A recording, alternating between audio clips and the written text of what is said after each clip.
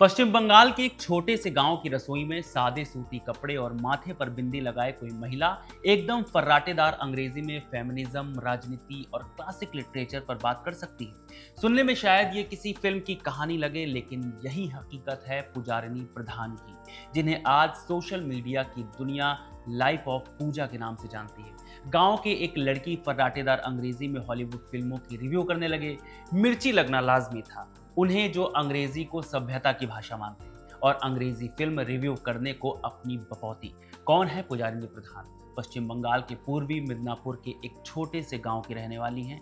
उनकी पहचान एक कंटेंट क्रिएटर और इन्फ्लुएंसर के रूप में हुई है, जिन्होंने बहुत कम वक्त में इंस्टाग्राम पर 6.8 लाख से ज़्यादा फॉलोअर्स बटोर लिए हैं। पुजारिनी के वीडियो की सबसे ख़ास बात उनकी सादगी है। उनके वीडियो में कोई तड़क भड़क नहीं होता, ना ही कोई महंगा सेटअप। वो अपने गांव के पुराने से घर में किताबों के ढेर के बीच रसोई के बर्तनों के पास खड़े होकर वीडियो बनाती हैं। उनकी सादगी और उनकी बौद्धिक बातों का जो मेल है, वही लोगों को उनकी ओर खींचता है। पुजारिनी अपने वीडियो में रोज़मर्रा की ज़िंदगी से जुड़े छोटे मोटे हिस्से दिखाती हैं, जैसे खाना बनाना, किताबें पढ़ना या फिर समाज के किसी गंभीर मुद्दे पर अपनी राय रखना।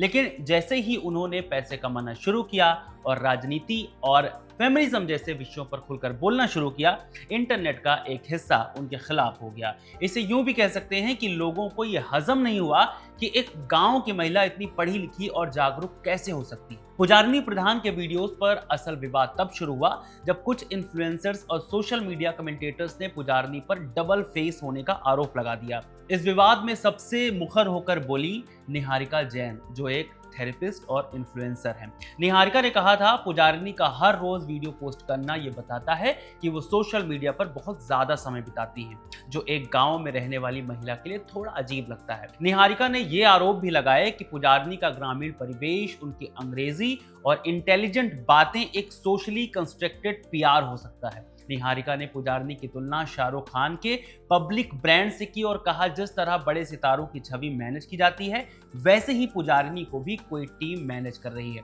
यहाँ से इंडस्ट्री प्लांट शब्द चर्चा में आ गया। इंडस्ट्री प्लांट ये शब्द उन लोगों के लिए इस्तेमाल किया जाता है जिन्हें बड़ी एजेंसियां पर्दे के पीछे से पूरी तरह कंट्रोल करती हैं और उन्हें इस तरह दिखाती हैं जैसे वो बिल्कुल साधारण लोग हों जो अपनी खुद की मेहनत से आगे बढ़े हैं। पुजारिनी पर आरोप तो ये भी लगे कि उनके वीडियो की एडिटिंग बहुत ज़्यादा पॉलिश की हुई होती है और उनके पास गांव में रहकर इतना समय और संसाधन कहां से आते हैं। विवाद को हवा तब और ज्यादा मिल गई जब पुजारिनी ने नेटफ्लिक्स और ऑडिबल जैसे बड़े ब्रांड्स के साथ कोलैबोरेशन करना शुरू किया।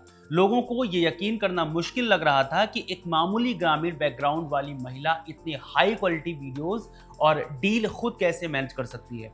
कुछ लोगों का तो यहाँ तक कहना था कि पुजारिनी के वीडियो में जो सादगी दिखती है वो जानबूझकर इंगेजमेंट बढ़ाने के लिए फ्रेम की गई है। हालांकि जैसे ही ये विवाद बढ़ा, इंटरनेट पर एक बड़ा हिस्सा पुजारिनी के समर्थन में भी खड़ा हो गया। बॉलीवुड एक्ट्रेस अर्चना पूरन सिंह ने पुजारिनी का बचाव करते हुए लिखा, जो लोग उनकी असलियत पर सवाल उठा रहे हैं वे खुद असली इंसान को पहचानने की समझ नहीं रखते।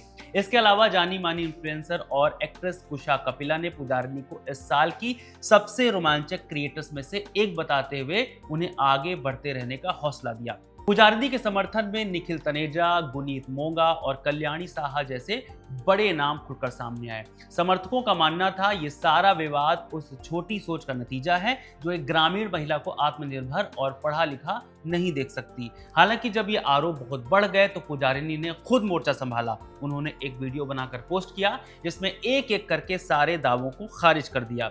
इंडस्ट्री प्लांट के आरोप पर उन्होंने जवाब दिया कि उन्हें तो इस शब्द का मतलब भी नहीं पता था जब तक उन्होंने इसके बारे में रिसर्च नहीं किया। पुजारिनी ने आगे कहा, मैं कभी इस बात को नहीं छुपाती कि मैं एक एजेंसी के साथ जुड़ी हुई हूँ, लेकिन वो एजेंसी सिर्फ उनके ब्रांड्स डील संभालती है। वीडियोस बनाने में उनका कोई हाथ नहीं होता।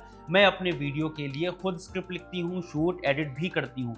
कम समय में वीडियो वाली बात पर पुजारिनी ने जवाब दिया, वीडियो बनाना कोई जादुई काम नहीं है। एक वीडियो को शूट और एडिट करने में महज 15 से 20 मिनट लगते हैं। कलर ग्रेडिंग जैसी चीजें सीखना आज के दौर में मुश्किल नहीं है और कोई भी इंटरनेट की मदद से इसे कर सकता है।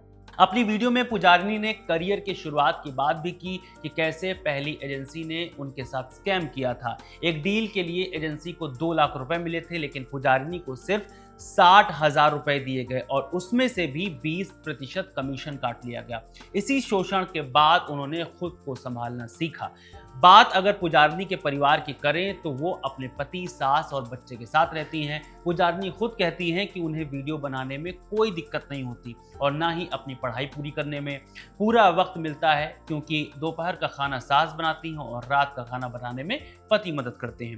कई वीडियोस में आपने पुजारनी को किताबों के साथ देखा होगा, जिसे लेकर पुजारनी ने बताया था कि इंस्टाग्राम बायो में अमेज़न की विश लिस्ट है और उनके फॉलोअर्स उन्हें अक्सर किताबें तोहफे में भेजते रहते हैं। इन सब से इतर पुजारनी के लिए सबसे बड़ा मुद्दा बना उनकी अंग्रेजी। पुजारनी के आलोचकों ने सवाल उठाया कि गांव की महिला इतनी अच्छी अंग्रेजी कैसे बोल सकती है, जिस पर पुजारनी ने कहा था, जब तक मैं सादे वीडियोस डाल रही थी तब तक सब ठीक था, लेकिन जैसे ही अपनी राय देनी शुरू की लोगों को वो खतरा लगने लगी और साजिश की थ्योरी बनाई जाने लगी। फिलहाल तो पुजारनी प्रधान सोशल मीडिया पर अपनी अंग्रेजी को लेकर चर्चा में है और अब लगातार आलोचकों को जवाब भी दे रही हैं। मगर सवाल ये कि क्या बंगाल में रहने वाली कोई महिला या उत्तर प्रदेश के किसी छोटे से गांव में रहने वाली महिला अगर अंग्रेजी बोलेगी तो उसे प्रमाण देना पड़ेगा? आप क्या सोचते हैं? कमेंट करके जरूर बताएं। मेरा नाम है रविशंकर। इस पूरे वीडियो को रिकॉर्ड किया है सर्वेश ने। शुक्रिया।